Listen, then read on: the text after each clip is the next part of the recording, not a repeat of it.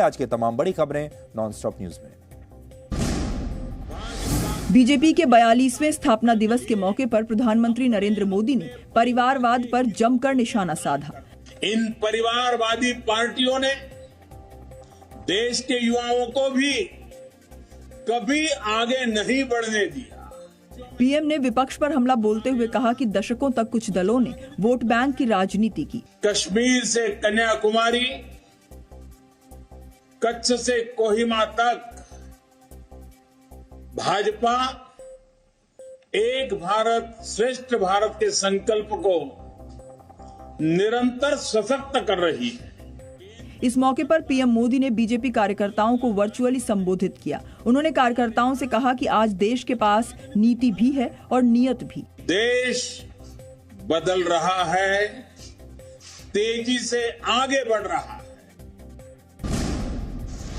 संजय राउत के करीबियों पर ईडी की कार्रवाई का मुद्दा राज्यसभा में भी उठा। राज्यसभा में क्रिमिनल प्रोसीजर आइडेंटिफिकेशन बिल 2022 पर चर्चा के दौरान संजय राउत ने सरकार पर निशाना साधा।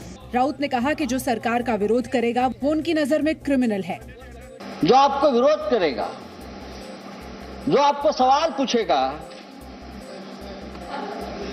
आप उसको क्रिमिनल मानकर चल रहे हैं। वहीं एनसीपी अध्यक्ष शरद पवार ने भी दिल्ली में प्रधानमंत्री नरेंद्र मोदी से मुलाकात की। पवार ने सरकार पर बदले की भावना से कार्रवाई करने का आरोप लगाया।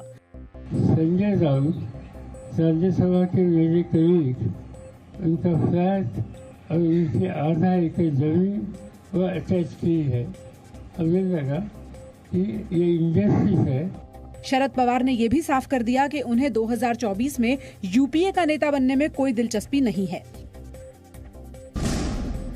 शिवसेना सांसद संजय राउत ने बीजेपी नेता किरीट सोमैया पर आईएनएस विक्रांत को बचाने की मुहिम में 57 करोड़ रुपयों के घोटाले का आरोप लगाया है। संजय राउत ने कहा कि साल 2019 में आईएनएस विक्रांत को बचाने के लिए बीजेपी ने मुहिम चलाई थी और लोगों से पैसे इकट्ठे किए थे। हमें सूचना मिली है, उसमें कहा है कि विक्रांत के लिए जो राशि जमा की गई थी, ऐसी कोई राशि इस कार्यालय में अब तक जमा नहीं की गई है। शिवसेना सांसदों ने दिल्ली में केंद्रीय एजेंसियों के दुरुपयोग के विरोध में गांधी प्रतिमा के सामने प्रदर्शन किया। वहीं महाराष्ट्र के पूर्व मुख्यमंत्री देवेंद्र फडणवीस ने शिवसेना पर पलटवार किया। जब ईडी डॉक्यूमेंट्री एविडेंस के आधार पर, ट्रांजैक्शंस के आधार पर और डिजिटल फुटप्रिंट के आधार पर कोई कार्रवाई करती है तो ईडी को कोसा जाता है। ये एक प्रकार की इनकी रणनीति है। इस बीच महाराष्ट्र सरकार के पूर्व मंत्री अनिल देशमुख को भी 11 अप्रैल तक सीबीआई की रिमांड में भेज दिया गया है।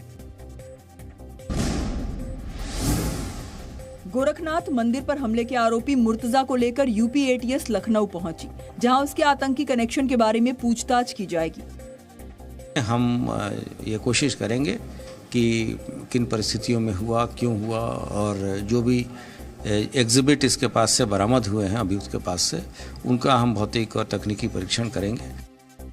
अब तक की पूछताछ में पुलिस को पता चला है कि आरोपी मुर्तजा के अकाउंट से सीरिया में पैसे भेजे गए थे। पुलिस का दावा है कि आरोपी मुर्तजा अल कायदा से प्रेरित था और अल कायदा के आतंकी अनवर अल अलाकी के कट्टर भाषण सुनता था। साथ ही वो सीरिया, अरब क्रांति और आईसिस से संबंधित वीडियो भी देखा करता था। पुलिस ने बताया कि वो अपने घर की छत पर निशानेबाजी की प्रैक्टिस भी करता था। जांच में ये भी खुलासा हुआ है कि मुर्तजा बड़ा हमला करने की फिराक में था, लेकिन एटीएस के राडार पर आने के बाद उसने जल्दबाजी में अपना प्लान बदल दिया। 3 दिन पहले हुए हमले के बाद गोरखनाथ मंदिर की सुरक्षा बढ़ा दी गई है। अब वहां 900 की जगह 1200 पुलिसकर्मी तैनात रहेंगे। जम्मू कश्मीर के श्रीनगर में ट्यूलिप गार्डन के पास एक मिनी बस में जोरदार धमाका हुआ। स्थानीय पुलिस ने सिलेंडर ब्लास्ट के कारण धमाका होने की बात कही है, जबकि आतंकी संगठन द रेजिस्टेंट फोर्स ने मिनी बस में आईईडी से धमाका करने का दावा किया है। इस धमाके में बस का ड्राइवर गंभीर रूप से घायल हुआ है। वहीं जम्मू कश्मीर के त्राल में सुरक्षा बलों ने 2 आतंकियों को मार गिराया। सुरक्षा बलों ने मुठभेड़ में अंसार गजवतुल हिंद के आतंकी सफत मुजफ्फर सोफी उर्फ माविया और लश्कर तैयबा के आतंकी उमर तेली उर्फ तलहा को ढेर कर दिया। आतंकियों के पास से भारी मात्रा में हथियार और गोला बारूद भी बरामद हुआ है। पुलिस के मुताबिक दोनों आतंकी त्राल के ही रहने वाले थे और पिछले महीने श्रीनगर के खनमोह में सरपंच समीर अहमद की हत्या में शामिल थे। जो ही खबर मिला तो पुलिस ने आज रेड मारा और वहाँ पर फायरिंग शुरू हो गया।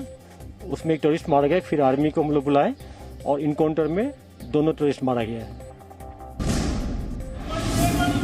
पटियाला में पंजाबी यूनिवर्सिटी के सामने कबड्डी खिलाड़ी धर्मेंद्र सिंह की गोली मारकर हत्या कर दी गई।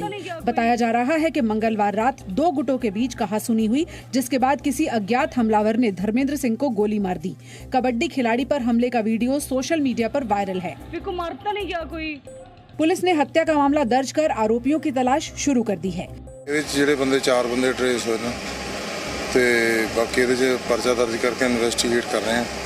वहीं पंजाब के पूर्व मुख्यमंत्री कैप्टन अमरिंदर सिंह ने कानून व्यवस्था का मुद्दा उठाते हुए आम आदमी पार्टी की सरकार पर निशाना साधा है। कैप्टन अमरिंदर सिंह ने ट्वीट किया, पंजाब में लगातार हो रही हिंसा की घटनाएं चिंता का विषय हैं।